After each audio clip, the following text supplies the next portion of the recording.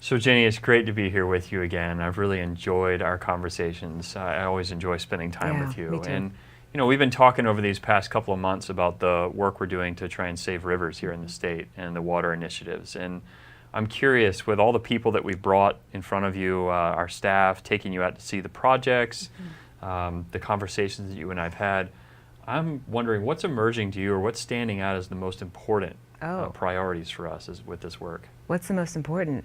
That's really hard to say. I don't know that I could actually whittle it down to what's the most important. Do your scientists have any idea? Have they prioritized the projects? Well, absolutely. I mean, you've been with us long enough to know that we work a lot on prioritizing our projects, and our scientists are pretty clear on what they think we need to be doing here. But I'm curious, again, as you've read through them, my job is to really try and enact what's important to you. And so I'm curious, what stands out for you as most important with this work? Well, again, it's really hard to whittle it down. Everything that you have talked about, I mean, you've given me some clear reasons to believe that these are all really important, so it's hard to come down to it. And really, I rely on you guys. You're the experts. You tell me what's important. If I had to, if you really wanted me to choose something that was most important, I would lean towards the small-scale farmer initiatives.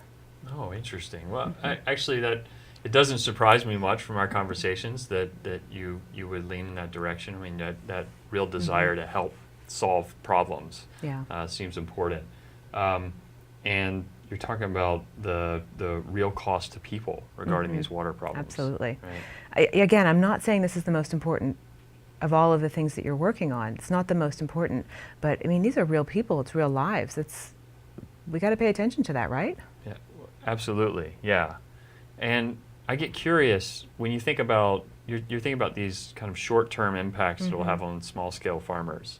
But as we've talked about and as we've shared with you, there's longer-term impacts on people from our work, the longer-term effects it's going to have. And so my question is, what do we stand to lose by focusing just on the small-scale farmers?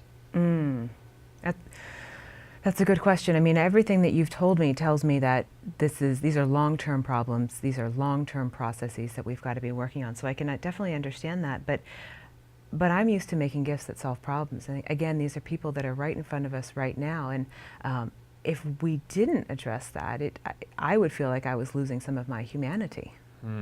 Interesting. And we're talking about the Nature Conservancy, and you and I have had a long-standing relationship. I'm not sure I've ever asked you this question, but I just get curious. When you look at your philanthropy in general, how do you define success? What does success look like for you in your philanthropy? Success in giving? Well, I guess I just want to know I've made a difference. I just want to know I've made a difference. And you guys do a great job of telling me how I make a difference. And so I really appreciate that. Thank you. Oh, thanks, Jenny.